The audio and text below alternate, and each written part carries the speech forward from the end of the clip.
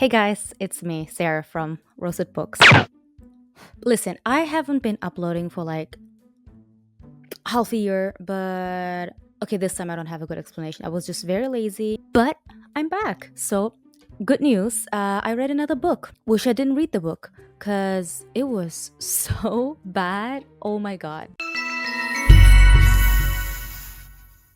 The book I'm talking about is A Thousand Boy Kisses by Tillie Cole, one of them. Well, I decided to read this book because Booktok told me. They were like, this book is gonna make you cry so much. It's so emotional. You're gonna feel so different after you read this book. I felt anger. I felt violence. Mother, I craved violence after this book because ooh.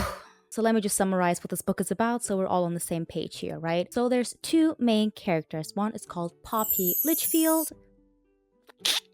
Sorry. And the other one is called Rune Christiansen. He's from Norway, so don't worry about it. Rune moves from Norway to America and he then meets Poppy Litchfield at 5 years old. And Poppy is immediately like, hi, oh my god, we're gonna be best friends. I'm like, I'm not gonna be. What happened to hello? How are you? How have you been? Anyways, Rune at first doesn't like her, but then they become closer. And around when they are 8 years old, Poppy's mama, yes, that's what they call their grandma, mama, her grandmother is about to die and then gives Poppy a jar filled with nothing. And her grandma's just like, this is a jar and you have to fill this with 1,000 kisses. You have to kiss 1,000 people, Poppy. If you don't, I will personally hunt you down and kill your entire clan. Every time when her heart bursts, she should write it down on a little pink heart and put it into that jar. Mind you, Poppy is 8 years old. Why, as a grandma, would you tell your 8-year-old niece, you gotta kiss 1,000 people? I don't care. And then, of course, the grandma dies. Poppy runs away with the jar. Rune follows her. Poppy tells him about the entire jar, what the purpose is. And then Rune gets angry because like, no, I'm gonna be the only one that's gonna kiss you. And then they kiss. So, the story continues. They're around 14 to 15 years old and everyone in school is so jealous of them, especially Poppy because Rune is so handsome. He's not like other boys. He's from Norway. He's exotic. And Poppy is just... But of course, Poppy is mad because her grandma always told her to have moonbeam hearts and sunshine smiles. Now, what the fuck? Be normal. This book already pissed me off at this part because don't be so fucking cringe and cliche. This book always describes how Rune and Poppy are the perfect match. Everyone is jealous of them. And it describes so many times how Rune does the iconic 2009 Justin Bieber hair flip like, ugh. And then one more time. And one more time. We get it. Okay, he flips his golden luscious hair every time. Okay, we get it. It's enough. Fast forward, Rune's dad has to move back to Norway and he takes his whole family along, of course, because he can't just leave a 14-year-old alone in America, right? Of course, Rune gets mad. I hate you. She's the love of my life. You can't take me away from her. Dad, it's not a phase. They keep in contact, of course. Rune and Poppy, they kiss one last time. They keep in contact. Everything is going so well until Poppy just ghosts him. Of course, as a reader, you don't really learn why she ghosts him for the first, like 100, 200 pages. That's not important, right? We just vibe with it. Just vibe with it. Oh, I forgot to add this. Rune moves next to Poppy, right next to them. And somehow their rooms are basically right in front of each other. And when they open their blinds, they see each other's rooms. Imagine if it played out like the Taylor Swift You Belong With Me video. Like, and she'll never know your story like I do. 'Cause she wears short skirts, I wear t-shirts. She's cheer captain and I'm on the bleachers, dreaming about the day when you wake up and find that what you're looking for has been here the whole time. If you could see that I'm the one who understands you, been here all along, so I big time skip. 3 years passed and Rune moves back to America. Of course, Poppy doesn't learn it from her parents or someone else. She learns it from Rune's friend who doesn't really talk to her. He just goes like, are you happy that Rune's gonna come back? Anyways, then one of the girls called Avery, who has always lusted after Rune apparently, is so happy. She's like, oh my god, he's gonna talk with me, he's gonna date me. And Poppy is jealous because like, that's my Rune. He belongs to me. Girl, you ghosted him. What do you mean he's yours? You lost privileges when you ghosted him. Move. Her parents, of course, are like, Poppy, are you sure that you want to go to the school? Because Rune is gonna come back. You can't take a few days off. And then Poppy's, of course, like, Mama, Daddy, of course I'll go. She calls her parents Mama and Daddy. She is 17, by the way. Like, what are we in? 1790 England? Father, oh father, I crave some cheddar. My daughter, my dearest, I crave violence. Girl, be normal. Poppy goes to school. She goes to her locker because she's late, of course. Opens her locker, closes, and then she looks to the right and... Oh, you touch it. It's Rune, and he looks angry. Oh no. And Poppy, of course, expects him to just go up to her, talk to him, and then... But what does he do? He turns around and goes away, and Poppy is like, oh, that's not my Rune. Why would she do this? Girl, you ghosted him for 2 years. What do you expect? 1 + 1 is 2. Go, maths, girl. It just continues like this. Rune stares at Poppy. Poppy looks away because she's shy, until one of Poppy's friends invites her to a big party. Of course, Rune is not gonna be there because he's a good boy. He would never go to parties. He's at the party. She steps into the party, of course, sees Rune, arm around Avery, the girl who wants to have some Norway sausages inside. Oh, there's 17. The girl who wants some Norway meat. This doesn't make it better. The girl who wants Rune, of course. Poppy's heart breaks. She runs away, goes into a room, and suddenly someone follows her. Who guess? Guess who it is? Guess who it is? Let's guess. A, her mama and her daddy. B, Rune. Or C, the janitor from the hall, because they just stared at each other in the hall and he was just like, can I see your hall pass, please? Of course it's Rune. He closed the door, pins her against the wall and just stares at her. Eyes locked. He looks angry. They both look so sad, filled up with so many emotions. And what does he say? He says, why? What do you mean why? Use your words, my little homie. Use your words. And Poppy goes off on Rune, because... I have to read this. You won't believe this shit. You have broken me by giving away those slips. Those slips were supposed to be mine forever. Hello! You ghosted him for 2 years. What did you expect? You don't want to take him back, but you don't want him to kiss other people. The math is not mathing. The plot is not plotting. The sense is not sensing. Just as he was about to explain himself, someone knocks on the door. Who is it? Guess. At this point, you don't have to guess. It's Avery, of course. Rune, are you there? I need some Norway sauce. I need some Norway person next to me. I just realized it's not Norway person, it's Norwegian. At least, you know, you learn something new every day, I guess. Poppy tells him to just go away. She wants to go home, and suddenly she hears footsteps. She fastens her pace. Footsteps go faster. She runs faster. He runs fast. She runs faster and faster and faster. And she turns around, and who does she see? Shia LaBeouf. It's Rune. He follows her, pins her against the wall, and just asks again, why did you do it? She says, go away. He says, why did you do it? Go away. And suddenly she just drops the big bomb like, I'm dying. And you know what my homie, my biggest best bro, my best friend Rune does? Goes to her face and goes, no.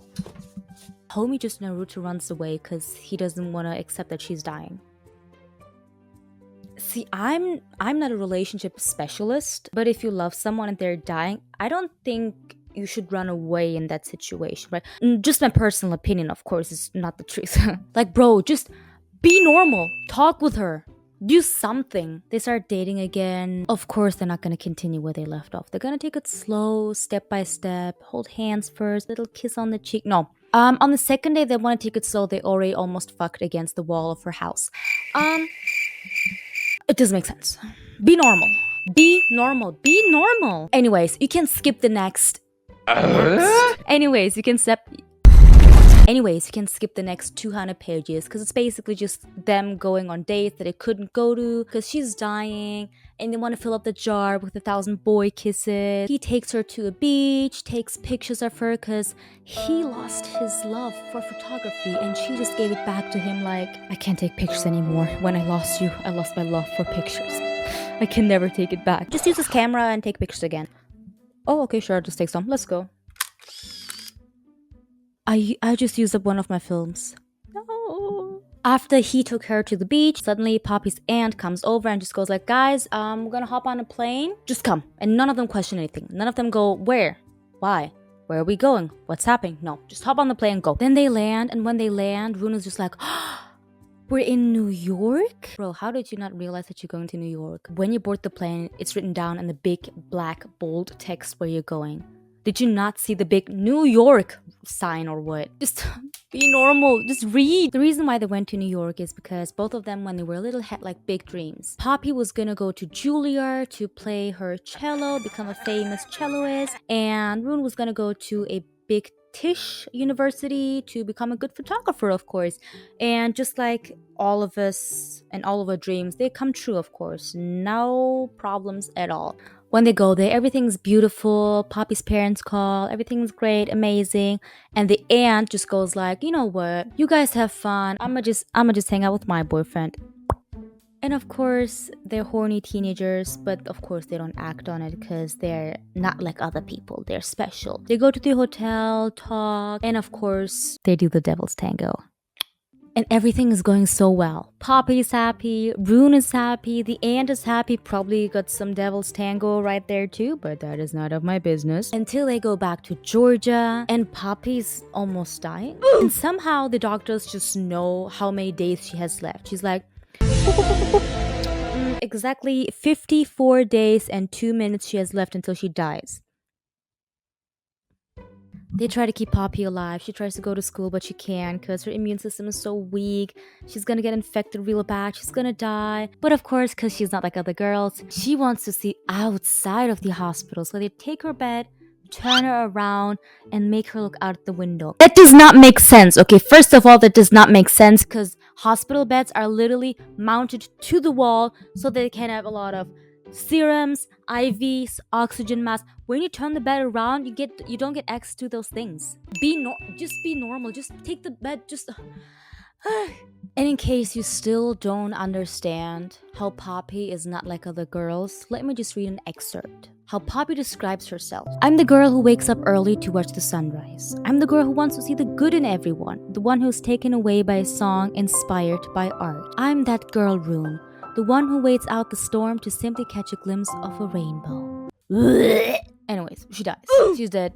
Rune kisses her and she dies. How do you time that so perfectly? He just closes in and the 1000th kiss is him kissing her and then she dies. You cannot tell me that they did not time that. She just injected something in herself so she dies in that time. That's not possible. I don't give a fuck.